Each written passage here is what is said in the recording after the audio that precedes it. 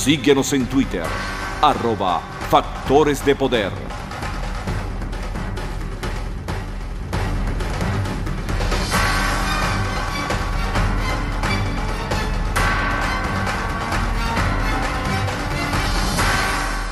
Regresemos con Agárrate. Bueno, los que vivimos aquí en Miami tenemos un gran privilegio y es el privilegio de contar con La Pradera. Porque la Pradera nos prepara todos esos quesos maravillosos que nos gustan a los venezolanos y que son tan necesarios para nuestra dieta diaria. El queso guayanés, el queso telita, el queso de manos. A veces tienen un queso llanero delicioso para rallar. Tienen las cachapas de verdadero maíz, los pequeños rellenos con el mejor queso, todas esas cosas que nos gustan a los venezolanos y bueno, y a todos los latinos. Así que visita La Pradera y acuérdate que el fin de semana, viernes y sábado, tienen ese queso especial que es como una mezcla de todos los quesos. Bueno, vamos a tocar el tema que tanto nos los piden en las redes nuestros seguidores y es la presencia de Michael Moreno en La Haya. Allá apareció en una foto, vamos a ver si producción me la puede poner en pantalla, ahí la tienen ustedes, la foto que ha frustrado, yo creo que esa es la palabra, ha frustrado a tanta gente, porque nadie entiende que Michael Moreno, que tiene tantas sanciones a nivel internacional, que lo han sancionado varios países, bueno, participe en un evento de La Haya. María Corina Machado y Antonio Ledesma han reaccionado. Por cierto, la carta que envió Antonio Ledesma al presidente de la Corte Penal Internacional, Chile, Eboe Osuji, está en las redes y comienza diciendo: he visto con estupefacción las gráficas en las que aparece usted con el señor Michael Moreno, presidente del Tribunal Supremo de Venezuela, y la señora Silvia Fernández de Gurmendi, expresidenta de la ICC, con motivo del 20 aniversario del denominado Estatuto de Roma. Y explica la trágica situación que atraviesa Venezuela, que me ha obligado, mi amada patria me ha obligado a acercarme al funcionamiento para mi consternación de la Corte que usted preside, le dice Antonio Ledesma. Entre los muy numerosos preceptos que rigen a esa instancia judicial, uno en específico me ha llamado la atención. Me refiero al que emplaza a un grupo de sus operadores a no hacer nada que pueda conducir a una razonable injerencia o inferencia que su independencia ha sido comprometida. Es la brecha que parece existir en el caso de la ICC entre las normas positivas y su efectiva aplicación. Dice: el episodio de la presencia del señor Moreno en la citada conmemoración se agrega a las más que razonables inferencias, evidencias más bien sobre la poca o nula independencia de esa instancia judicial, al menos en los casos relacionados con Venezuela. Para esa Corte Penal Internacional, a lo largo de los últimos 19 años no han existido en mi país quebrantamientos de derechos humanos ni posibles perpetraciones de delitos de lesa humanidad, ni siquiera qué juicios que abrir.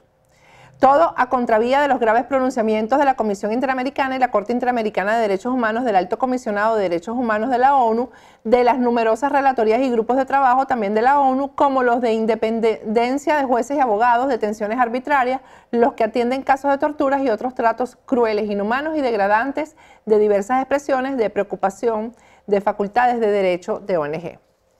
Está un poco, la verdad es que la carta está un poco mal escrita, pero bueno. Vamos a conversar ahora con Carlos Ramírez López, ustedes lo conocen también como el Dr. Ley, para que nos explique esta presencia de Michael Moreno en La Haya. Buenas noches, Carlos, ¿cómo estás? Hola, Patricia, buenas noches, muchas gracias por esta invitación. ¿Qué pasó aquí? La presencia de Michael, Patricia, en La Haya, yo la describo como un alarde. Ellos están haciendo un alarde de poder dentro de ese organismo. Están mostrándose impúdicamente, siendo ellos los que estarían en condición de enjuiciados o de acusados, o el régimen que ellos representan.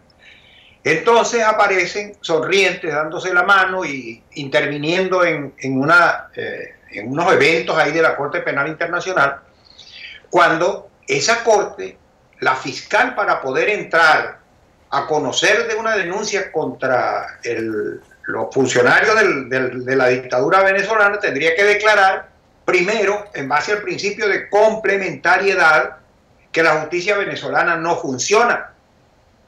Requisito indispensable para que se active la Corte Penal Internacional, la persecución penal de la Corte Penal Internacional, es que la jurisdicción de un país no funcione. Como la jurisdicción no funciona, entonces puede entrar a tramitar las denuncias en la Corte Penal Internacional.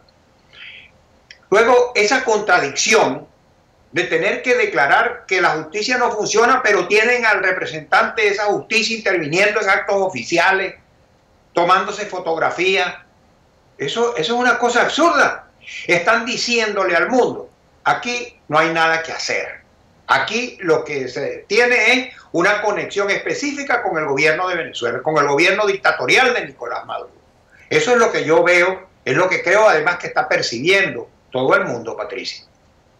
Ahora, ¿qué conexión sería esa? Es decir, con esto se cierra la posibilidad de que haya una investigación real en la Corte Penal Internacional, Carlos.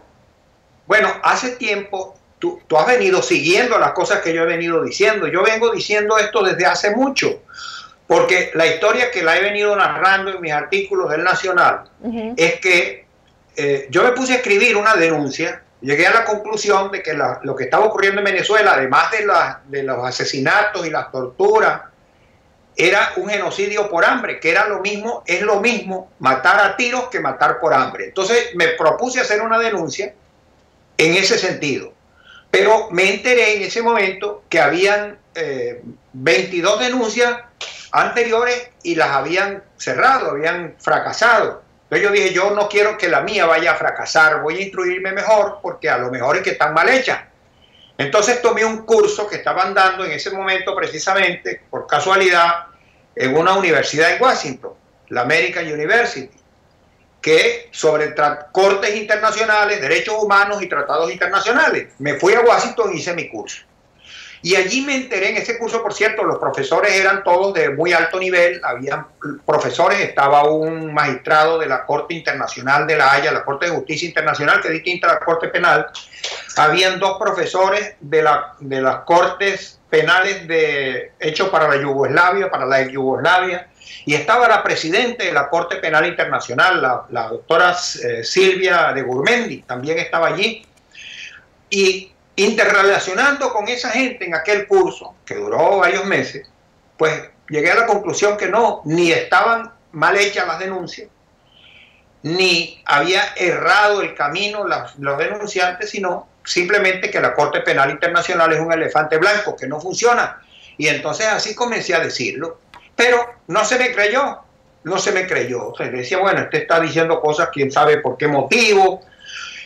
Ha venido pasando el tiempo y he venido descubriendo cosas, por ejemplo, que Luis Moreno Campo, el anterior fiscal, cerró 22 casos sin investigar nada, las 22 denuncias que le habían llevado con relación a hechos imputables a Chávez y a sus ministros, las cerró, le dio un carpetazo de la noche a la mañana y ni siquiera le participó a las víctimas, nada, él no hizo nada.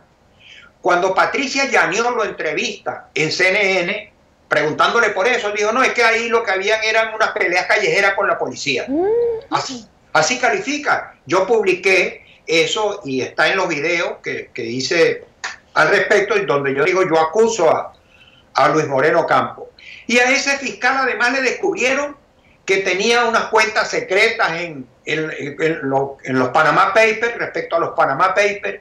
Le descubrieron que había recibido un contrato millonario en euros de una persona que estaba haciendo una investigación, que lo estaban investigando en la corte. Él le correspondía investigarlo, un señor Tatanaki, que era un testaferro de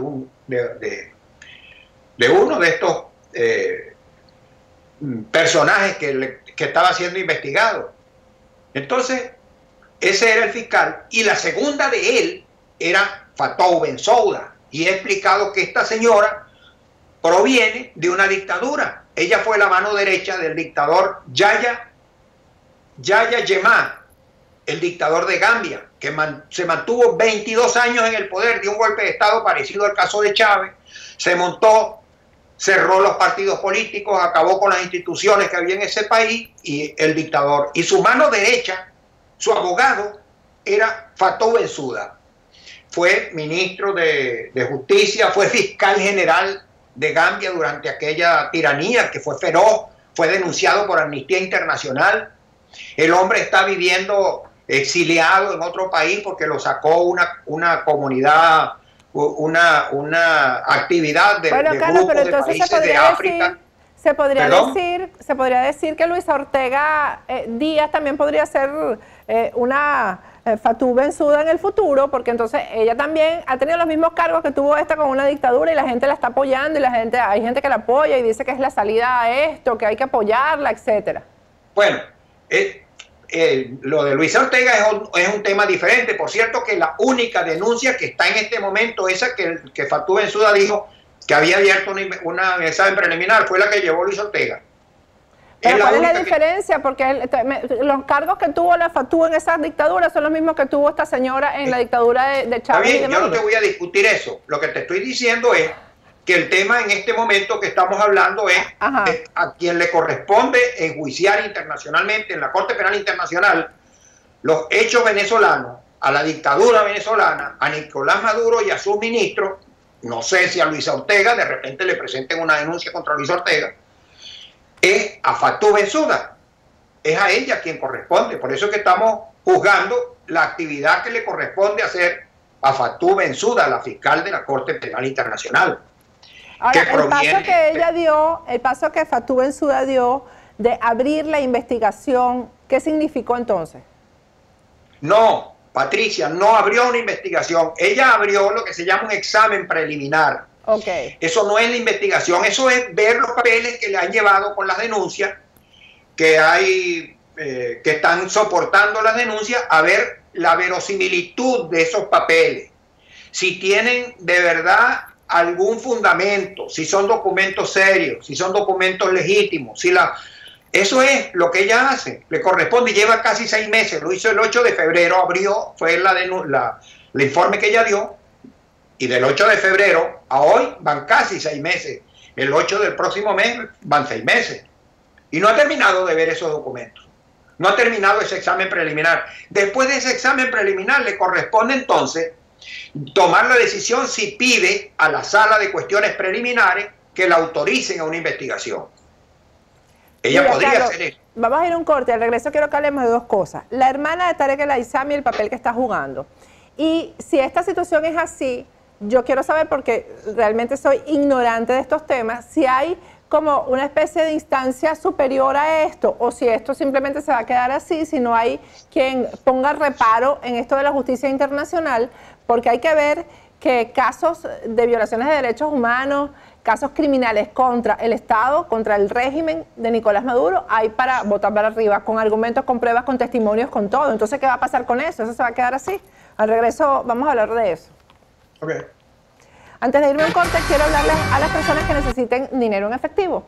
Todo el mundo necesita dinero en efectivo para pagar una deuda, necesita dinero en efectivo para pagar una operación que no te cubre el seguro, para remodelar tu casa, tu oficina, para comenzar un negocio. Comunícate con Global Enterprise, que ellos te van a ayudar a conseguir ese dinero en efectivo. Si tienes Social Security o residencia aquí en Estados Unidos, ellos te van a ayudar muy rápido con el dinero en efectivo. A lo mejor no tienes ninguna de las 2 cosas, pero tienes una propiedad en los Estados Unidos. Con eso Global Enterprise también te ayuda a conseguir ese dinero en efectivo muy rápido. Vamos a un corte y al regreso seguimos conversando con Carlos Ramírez López.